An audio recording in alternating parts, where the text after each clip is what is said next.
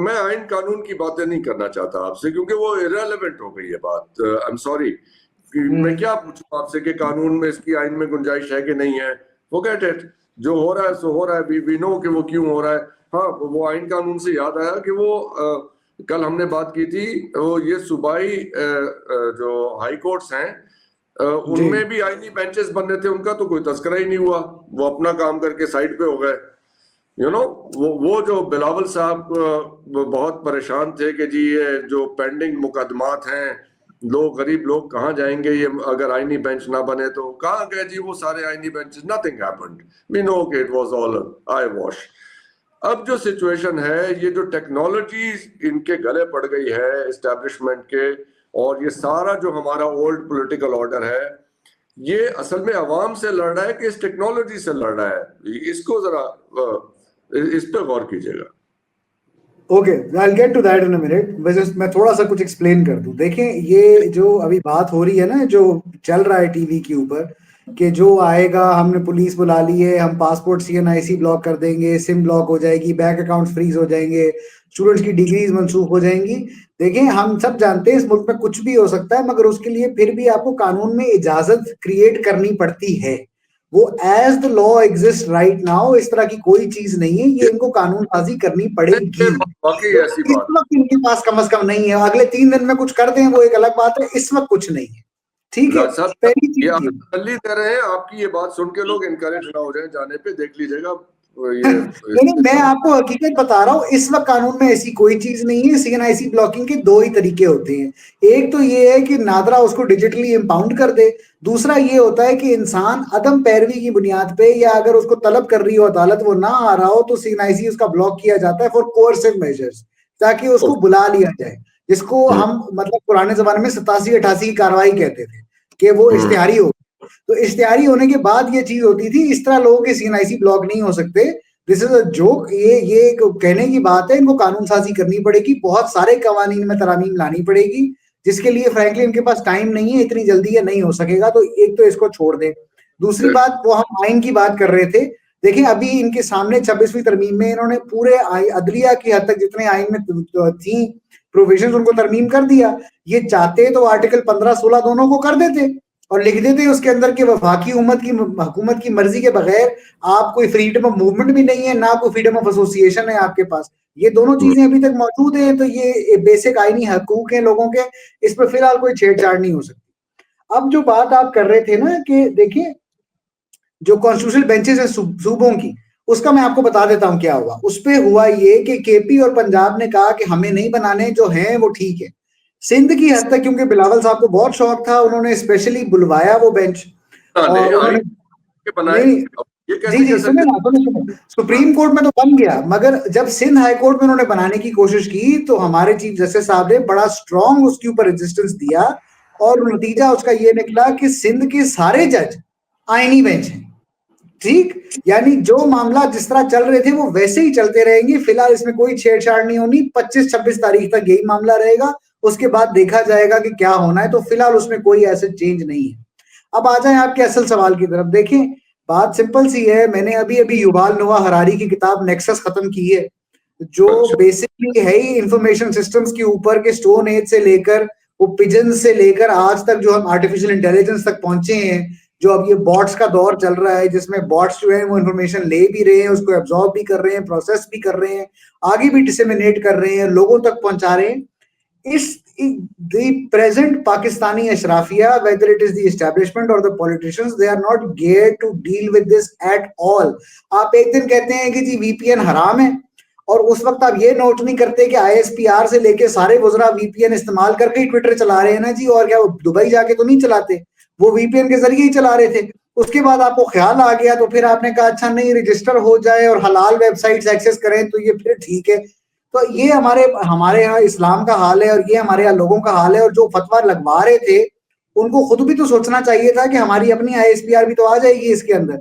बहरहाल पॉइंट हमारा ये है सर आपके सामने, कि ये कितनी चीजें बैन कर लेंगे। देखिए, अनलेस एक total all out internet blockade पूरे मुल्क में क्रिएट ना किया जाए, आई डू नॉट सी, जितनी मर्जी आप फायर वॉल्स ले आए, कुछ ले आए, इट इज नॉट फीजिबल। मेरे केस में मैं आपको बताता हूँ, देखिए हमारी बड़ी मजबूरी है, हम वकीलों को व्हाट्सएप रोजाना इस्तेमाल करना पड़ता है कि कौन से केस में कौन से कोर्ट में कौन सा केस चल रहा है। हमने उसका बड़ा आसान हल निकाल लिया। इन्होंने फायरवॉल लगाई कि जी वो तस्वीरें डाउनलोड नहीं हो रही थी, हमने वो सारी ईमेल करना शुरू कर दी अपने एक दूसरे को। ये कितनी चीजें ब्लॉक कर लेंगे, इट इज इम्पॉसिबल, इनकी तैयारी उस किस्म की है ही नहीं। मैं तो खैर ये भी वो दिन भी याद है बेनजीर साहबा, जब वीसीआर पे पाबंदी थी इस मुल्क में। आप लोगों को तो शायद याद ना हो, मैंने ज़ियाउल हक साहब का वो दौर भी देखा है, और सारे शहर में वीसीआर जो है किराए पे चलते थे।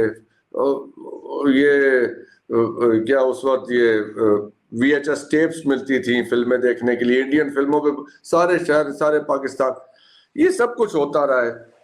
फिल्म आई, फतवा आ गया, टेलीविजन आया, फतवा आ गया, दूरबीन इजाद हुई, फतवा आ गया, ट्रेन आई, फतवा आ गया। मतलब क्या, कौन सी टेक्नोलॉजी है जो इस दुनिया में आई और उसके साथ किसी किस्म का फतवा ना आया हो, चाहे वो प्रिंटिंग प्रेस के साथ आया था फतवा, वो वाला याद करें ना, जिसने असल में 200 साल पीछे छोड़ा है हमें। और लाउड स्पीकर का फतवा भी याद करें जो ये मौलवी खुद इस्तेमाल कर रहे हैं।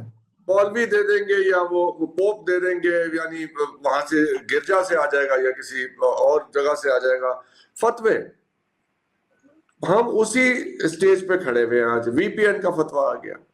तो ये टेक्नोलॉजी से प्रॉब्लम है, एस्टेब्लिशमेंट को हिस्टोरिकली प्रॉब्लम है, और यही प्रॉब्लम हम देख रहे हैं कि आज भी फेस कर रहे हैं। देखिए, जहां तक आपने टेक्नोलॉजी की बात की और सोशल मीडिया को कंट्रोल करने की बात की, तो ये तो बहुत मतलब तकरीबन 6 महीने से इस पे काम हो रहा था।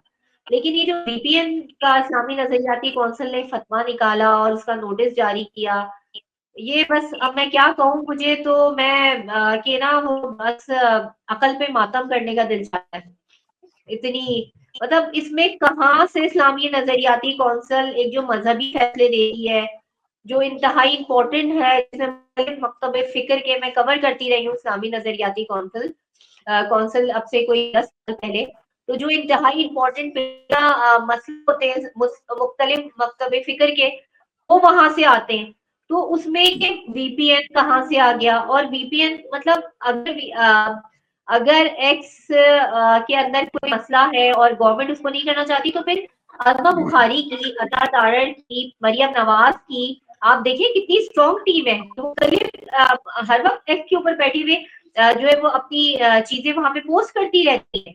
तो अगर ये गैर शरई है और गवर्नमेंट इसको मान रही है, जाहिर है गवर्नमेंट के अंडर अंदर आता है इस्लामी नजरियाती कौंसिल, और बल्कि मजहबी उमूर के अंडर आता है, तो फिर वो क्या कर रही है वहां पर? वो तो सबसे बड़े गैर कानूनी गैर शरई काम करे। अभी भी आसमा बुखारी की मैं देख रही थी, एक्स के ऊपर जो थी वो सारी उन्होंने अपने उस अकाउंट से शेयर की हुई थी। तो एक तरफ तो कहते हैं कि एक्स बंद कर दो, बंद कर दो, बंद कर दो, और दूसरी तरफ जो है वो खुद ही इसके ऊपर अपनी तशहीर करते रहते हैं। तो ये मुझे लगता है कि अब गवर्नमेंट इतनी गड़बड़ा गई है कि उसकी समझ नहीं आ रहा कि क्या बात है। और अभी जो बात कर रहे थे कि ये बहुत अच्छी बात है कि इनको शायद यकीन हो गया है कि अभी ये दिन थोड़े कम रह गए और अब ये इनका लास्ट टेन्योर है, क्योंकि इन्होंने अपना इतना बेड़ा गर्क किया है। देखिए, एक चीज होती है जो एस्टैब्लिशमेंट के कहने पे की जाती है, जो आर्टिफिशियल होती है, जो कोई धागे कहीं और से हिला रहा होता है।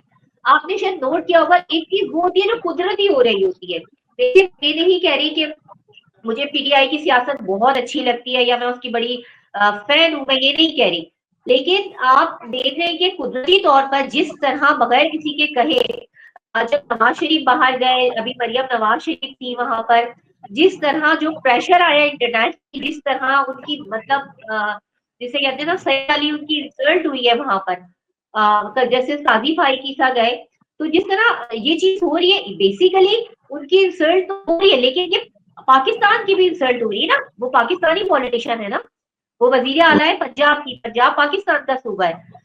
तो एक चीज ये, दूसरी चीज जो है वो ये कि देखिए, अब मैं यहाँ पे बैठी हुई हूँ और मुझे मैं बहुत इन चीजों को, जब भी मैं ट्रैवल करती हूँ, क्या है मैं वो खैबर पख्तूनख्वा की तरफ करूँ, क्या है मैं वो कराची की तरफ करूँ, मैं टीन जाऊँ या सेंट्रल पंजाब की तरफ, मैं हर एक से पूछती हूँ कि आपका वोट किसकी तरफ है। जिसके साथ भी मैं बैठती हूँ कि आपका वोट किसकी तरफ है और आप कौन सी पार्टी को सपोर्ट करते हैं। तो मैं आपको बताऊं डॉक्टर साहब, मुझे मोस्टली 90% वो लोग मिले कि जिन्होंने कहा है कि मैं पीटीआई को सपोर्ट करते हैं, हम पीटीआई के सपोर्टर हैं। और जो चीज नजर भी आ रही है, देखिए हमें खान की सियासत से इख्तिलाफ हो या इत्तेफाक हो, मगर अब एक पाकिस्तान में एक वन पॉइंट एजेंडा है कि पीटीआई के पास एक स्ट्रीट पावर है जो कि बहुत पावरफुल है, इसको हम डिनाई नहीं कर सकते। अब पीटीआई इसको किस तरह हैंडल करे, उसमें भी बहुत सारी बेवकूफियां कर रही है पीटीआई की, अपनी लीडरशिप के अंदर की टूट फूट है। वो अलग बात है, लेकिन देखिए और हर कोई पीटीआई में, आप उससे बात करें तो हर कोई पीटीआई में ये बात उसके दिल से निकल रही है। आप गाने की उस दिन बात कर रहे थे, मेरे उस वक्त दिमाग में नहीं आ रहा था कि हर कोई पीटीआई के शायद दिल में वही गाना सबके कानों के अंदर गुनगुना रहा है कि दुश्मन ना करे दोस्त ने वो काम किया है, उम्र भर का गम हमें इनाम दिया है। हर कोई किसी पर ट्रस्ट नहीं कर रहा। गम की भी एक उम्र होती है, हमेशा के लिए कोई गम नहीं रहता।